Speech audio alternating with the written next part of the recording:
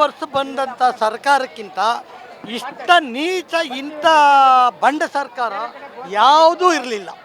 ಯಾಕೆ ಅಂತ ಅಂದರೆ ಇದು ರೈತ ವಿರೋಧಿ, ಹಿಂದೂ ವಿರೋಧಿ, ದೇಶ ವಿರೋಧಿ ಸರ್ಕಾರ ಅಂದರೆ ಇದೇ ಮಟ್ಟ ಮೊದಲನ. ಇವತ್ತು ಇವ್ರ ಯೋಗ್ಯತೆ ಎಲ್ಲಿಗೆ ಬಂದಿದೆ ಅಂತ ಅಂದರೆ, ಈ ರೈತರು ನ್ಯಾಯ ಕೇಳೋಕ್ಕೆ ತಮ್ಮ ಭೂಮಿನ ಅವರು ತಾತ ಮುತ್ತಾತನ ವಂಶ ಪಾರಂಪರ್ಯವಾಗಿ ಆಳ್ಕೊ ಬಂದಿರೋ ಭೂಮಿನ ಅವ್ರು ಮಾಡ್ತಾರೆ. ಅವ್ರ ಭೂಮಿ ಕಿತ್ಕೊಳಕ್ಕೆ ಬಂದರೆ ನಾವು ಕೊಡೋಲ್ಲ ಅಂತ ಅಂದರೆ, ಬಾಡಿಗೆ ಜನನ ಕರ್ಕೊಬಂದು ನಾವು ಭೂಮಿ ಕೊಡ್ತೀವಿ ಇವ್ರು ಯಾಕೆ ತಡೀತಾರೆ ಅಂತ ಹೇಳಿ ಅವ್ರ ಕಡೆಯಿಂದ ಬೆಂಬಲ ಪಡೆಯುವಂಥ ನೀಚ ಸರ್ಕಾರನ ಎಲ್ಲರ ನೋಡಿದ್ದೀರಾ? ಯಾವುದೇ ಸರ್ಕಾರ ಕಿತ್ತಾಡೋರನ್ನ ಒಂದು ಮಾಡಬೇಕು ಅಂತ ರೈತರಲ್ಲೇ ಇಬ್ಬಾಗ ಮಾಡಿ ರೈತರನ್ನಕ್ಕೆ ಅವ್ರ ಮಧ್ಯಾಹ್ನ ಕಿತ್ತಾಟಕ್ಕೆ ಬಿಟ್ಟವರಲ್ಲ. ಇಂಥ ಸರ್ಕಾರನ ಪ್ರಪಂಚದಲ್ಲಿ ಎಲ್ಲರ ನೋಡಿದ್ದೀರಾ? ಇಂಥ ಬಂಡ ಸರ್ಕಾರ ಎಷ್ಟು ಬೇಗ ತೊಲಗುತ್ತದೋ ಅಷ್ಟು ಅಲ್ಲಿ ತನಕ ಜನಗಳಿಗೆ ನೆಮ್ಮದಿ ಇಲ್ಲ. ನಮ್ಮ ಹಿರಿಯರು ಎಲ್ಲರೂ ಈಗ ಎಲ್ಲಿ ಸಾವಿರಾರು ಮೈಲಿ ಸಾಯ್ಲಿ, ನಮ್ಮ ಭೂಮಿಗೆ ತಂದು ನಾವು ಹೆಣ ಹಾಕೋತೀವಿ ಅಂತ ಅಂದರೆ ಅದಕ್ಕೆ ಎಷ್ಟೊಂದು ಮಹತ್ವ ಅದೇ. ನಿಮ್ಮ ಮೀಡಿಯಾದವ್ರು ಇದನ್ನ ಮಾಧ್ಯಮ ಮುಖಾಂತರ ಅವ್ರಿಗೆ ತಿಳಿಸ್ಬೇಕು. ಆ ಹೆಣನ ತಂದು ನಾವು ಸಾವಿರಾರು ರೂಪಾಯಿ ಖರ್ಚು ಮಾಡ್ತಂದು ನಮ್ಮ ಭೂಮಿಲಿ ಹಾಕ್ಕೊಂಡು ನಾವು ಅವ್ರಿಗೆ ಗೌರವ ಕೊಡ್ತೀವಲ್ಲ, ಆ ಗೌರವಕ್ಕೆ ಧಕ್ಕೆ ತತ್ತವರಲ್ಲ. ಇದು ಸರ್ಕಾರನ? ಮಾಧ್ಯಮ ಮುಖಾಂತರ ನಾನು ಸರ್ಕಾರಕ್ಕೊಂದು ನುಡಿ ಹೇಳ್ತೀನಿ. ಅದೇನಪ್ಪ ಅಂದರೆ, ಈಗಿನ ಇಷ್ಟು ವರ್ಷ ಬಂದಂಥ ಸರ್ಕಾರಕ್ಕಿಂತ ಇಷ್ಟ ನೀಚ ಇಂಥ ಬಂಡ ಸರ್ಕಾರ ಯಾವುದೂ ಇರಲಿಲ್ಲ. ಯಾಕೆ ಅಂತ ಅಂದರೆ ಇದು ರೈತ ವಿರೋಧಿ, ಹಿಂದೂ ವಿರೋಧಿ, ದೇಶ ವಿರೋಧಿ ಸರ್ಕಾರ ಅಂದರೆ ಇದೇ ಮೊಟ್ಟ ಮೊದಲನೇ ಸರ್ಕಾರ.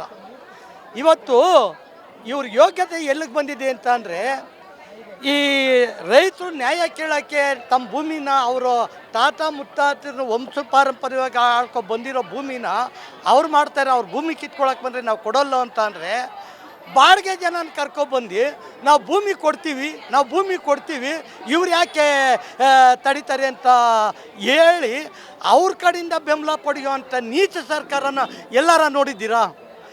ಜನನ ಒಂದು ಮಾಡಬೇಕು. ಯಾವುದೇ ಸರ್ಕಾರ ಕಿತ್ತಾಡೋರನ್ನ ಒಂದು ಮಾಡಬೇಕು ಅಂತ ರೈತರಲ್ಲೇ ಇಬ್ಬಾಗ ಮಾಡಿ ರೈತರನ್ನಕ್ಕೆ ಅವ್ರ ಮಧ್ಯಾಹ್ನ ಕಿತ್ತಾಟಕ್ಕೆ ಬಿಟ್ಟವರಲ್ಲ.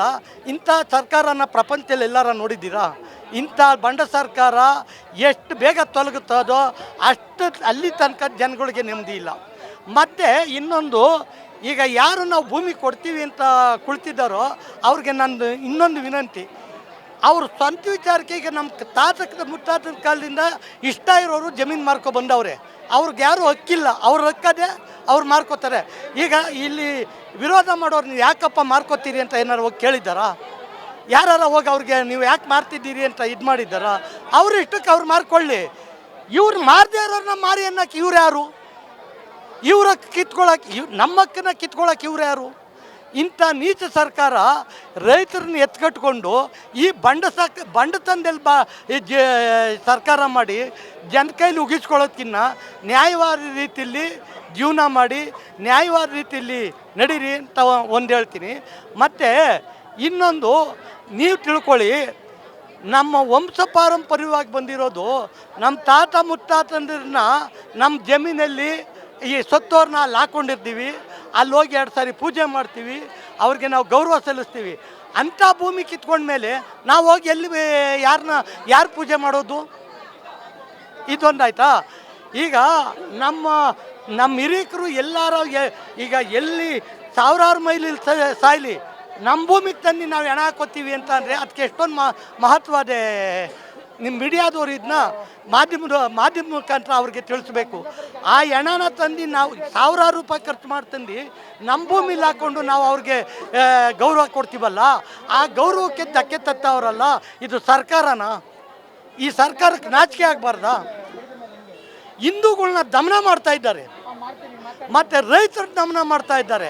ಇಂಥ ಸರ್ಕಾರಕ್ಕೆ ನಾಚಿಕೆ ಏಚಿಕೆ ಏನೂ ಇಲ್ಲ. ಆದ್ದರಿಂದ ನಿಮ್ಮ ಮಾಧ್ಯಮದ ಮುಖಾಂತರ ಹೇಳ್ತಾ ಇದ್ದೀನಿ, ಈ ವಿಚಾರನ ಆ ಸರ್ಕಾರ ಗಮನಕ್ಕೆ ತಂದು ಇನ್ಮೇಲಾರು ಒಳ್ಳೆ ಬುದ್ಧಿ ಕಲ್ತು ಜನಗೆ ಸರ್ಕಾರ ಬರೋದು ಮನೆ ಕಟ್ಕೊಡೋಕ್ಕೆ, ಮನೆ ಉಳ್ಸೋಕ್ಕಲ್ಲ. ಕಟ್ಟಿರೋ ಮನೆನ ಉಳ್ಸೋಕ್ಕಲ್ಲ, ಮನೆನ ಕಟ್ಕೊಟ್ಟು ಬಡವರಿಗೆ ರೈತರಿಗೆ ಜೀವನ ಕಲ್ಪಿಸ್ಕೊಡ್ಬೇಕು ಅಂತೇಳಿ ಅವ್ರು ಕಟ್ಕೊಂಡಿರೋ ಮನೆನೇ ಉಳಿಸಿ ರೋಡ್ಗೆ ತರಬೇಕು ಅಂದರೆ ನಿಮ್ಮದು ನೀವೇ ಯೋಚನೆ ಮಾಡಿ. ಇದೊಂದು ಸರ್ಕಾರನಾ? ನೀವೇ ಯೋಚನೆ ಮಾಡಿ, ಇದು ಸರ್ಕಾರ ಮಾಡೋ ಕೆಲಸನಾ?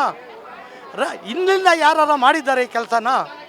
ಅದರಿಂದ ದೇಶ ವಿರೋಧಿ ಆಗಿರುವಂಥ ಈ ಸರ್ಕಾರಕ್ಕೆ ನಾವು ಎಚ್ಚರಿಕೆ ಕೊಡ್ತಾ ಇದ್ದೀವಿ. ನೀವು ಬುದ್ಧಿ ಕಲೀಲಿಲ್ಲ ಅಂದರೆ ನಿಮ್ಮ ವಿನಾಶಕ್ಕೆ ನೀವೇ ಕಾರಣ.